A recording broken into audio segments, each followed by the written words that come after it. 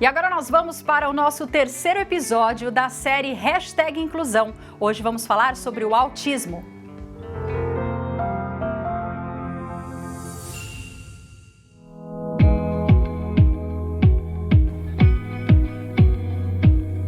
O autismo é um transtorno do desenvolvimento neurológico que afeta várias partes do cérebro da criança. E com isso acaba sendo uma doença crônica, né? Que o paciente vai conviver ao longo da vida, mas que a gente pode tratar e desenvolver vários aspectos. Eu vou entrevistar agora a Gabi Livon, que tem uma história que às vezes vai parecer com a sua, aí que está assistindo a gente. Gabi, você descobriu o autismo com o seu filho, com o Raul. Me conta um pouquinho dessa história.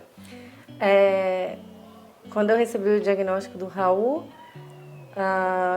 eu hiperfoquei no assunto, na verdade. Então, eu comecei a estudar muito.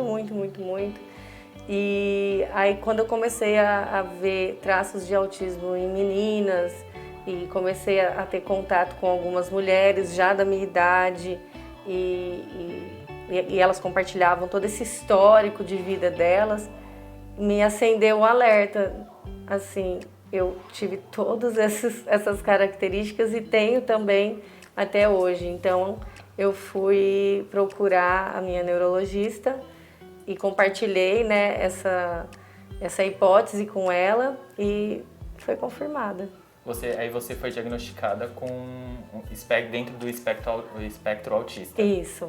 Você tendo o diagnóstico em mão confirmado, ficou mais fácil você lidar com as suas questões no dia a dia? Ficou mais fácil você se entender? Com certeza.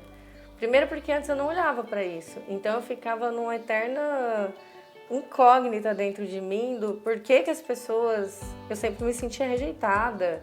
Eu sempre achava que eu era chata e que por algum motivo as pessoas não gostavam muito de manter esse contato comigo, né? Nas relações mais próximas, assim.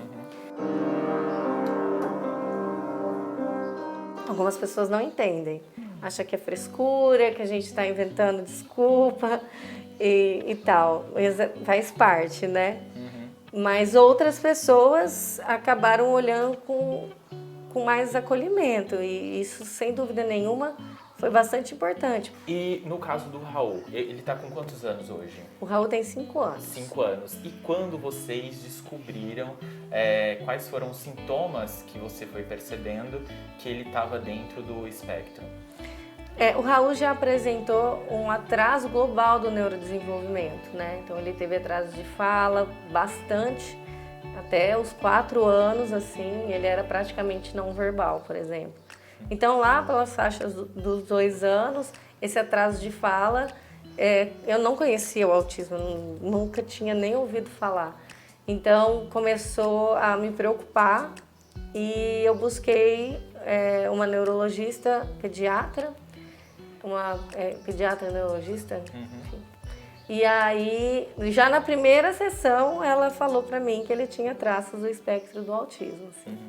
Eu fiquei bastante abalada, mas esse abalo foi substituído por um hiperfoco que nasceu em mim, que foi justamente estudar sobre o autismo. E quanto mais eu fui estudando, mais tranquila eu fui ficando e mais eu fui me reconhecendo também.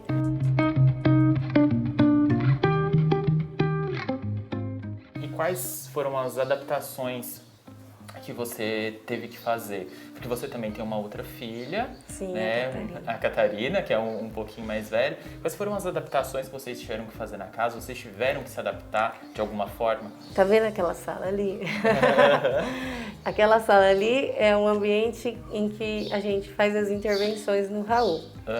E então a gente fez a adaptação, né?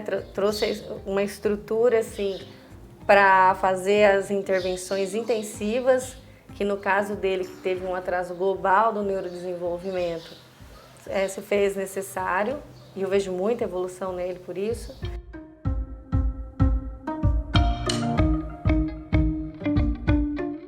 Existem vários graus, né? Mas toda vez que é feito um diagnóstico de autismo, sempre é importante excluir se tem outras doenças conjuntamente. Então a criança ela pode ter uma doença genética, uma doença neurológica que ocorre, né, que cursa com sintomas autísticos, ou ela pode ter o autismo puro sem uma outra comorbidade. Quanto mais grave o sintoma e a dificuldade da criança, mais fácil é de ver e de fazer o diagnóstico. Quando o quadro é mais leve e a criança é muito pequena, 1, 2 aninhos, às vezes o profissional, mesmo o médico, pode ficar na dúvida. Então, o que a gente faz? A gente faz uma hipótese e continua acompanhando, né? Isso não impede de, se notar alguma dificuldade na criança, já iniciar um tratamento à base de estímulo, né? O principal que a família tem que estar atenta e que diferencia o autismo de outras doenças é a dificuldade social. Então, por exemplo, sintomas que aparecem na criança jovem não olhar no olho, não olhar para a foto, não compartilhar sorriso, né? Então, essa troca social, então quando você aponta, fala, olha lá, ou você brinca de esconder, ou você estimula e faz essa troca visual com a criança, ela às vezes não acompanha. Gabi, para quem está assistindo a gente, para uma pessoa que é mais velha, que está ouvindo essa entrevista, que acha que pode ter, tá dentro do espectro, ou para alguma mãe que acabou de receber o diagnóstico do filho também, que dica que você pode deixar para essas pessoas? Estude, aceite e não tenha medo, porque é só um neurodesenvolvimento que acontece de forma atípica e todo ser humano tem o seu potencial.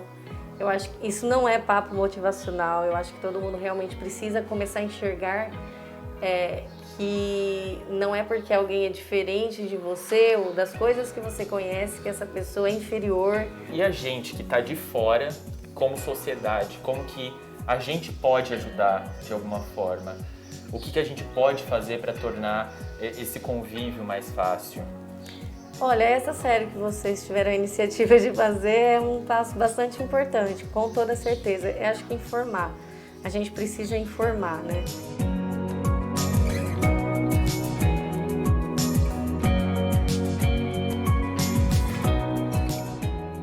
E no próximo episódio da nossa série #Inclusão, vamos falar sobre a importância das redes de apoio para quem tem autismo.